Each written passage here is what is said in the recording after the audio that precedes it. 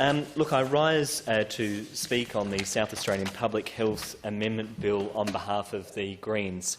The Greens are supportive of this legislation, Mr President, but with some very important caveats.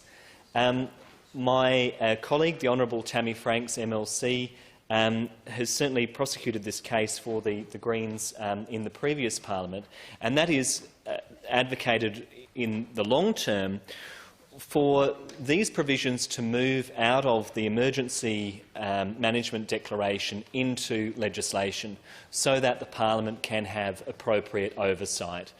Because we recognise in a democracy like South Australia that it is not appropriate to have a regime in place where the parliament isn't having a say and where we have unelected officials making significant decisions about our health, our well-being and, of course, our civil liberties.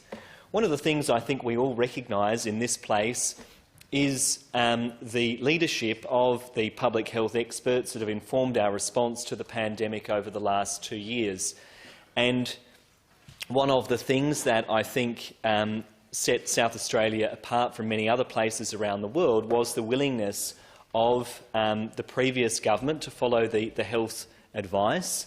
And I want to recognise, of course, the leadership of the Health Minister at that time, who is here in this chamber, in the Honourable Stephen Wade, for his leadership in dealing with what I can imagine would have been one of the most challenging periods that any government would face, and that is a global pandemic. So I do want to acknowledge that.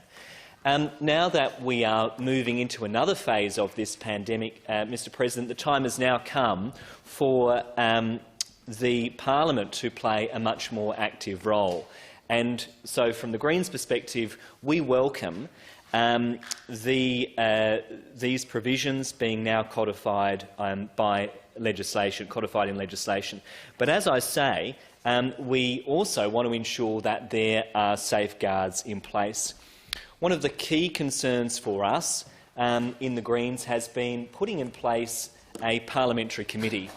And we have, I'm pleased to say, been negotiating and discussing the prospect of that with the government and with the crossbench.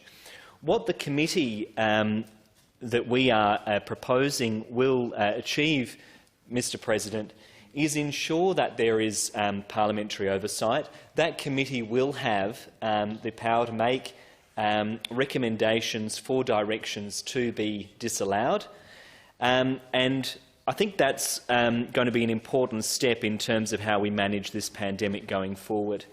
It also means that from the perspective of the Greens that we won't be pursuing some of the other amendments that I have flagged previously, because we will have this important safeguard in place.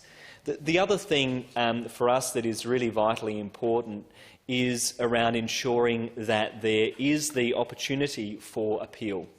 And again, one of the issues that we'll be talking about a bit more during the committee stage is amendments that look at ensuring that there is a right of appeal for people who are being detained, that is, people who are being held under the Public Health Act in hotel quarantine, for instance, that they have the opportunity to make an appeal and to make the case for their personal circumstances.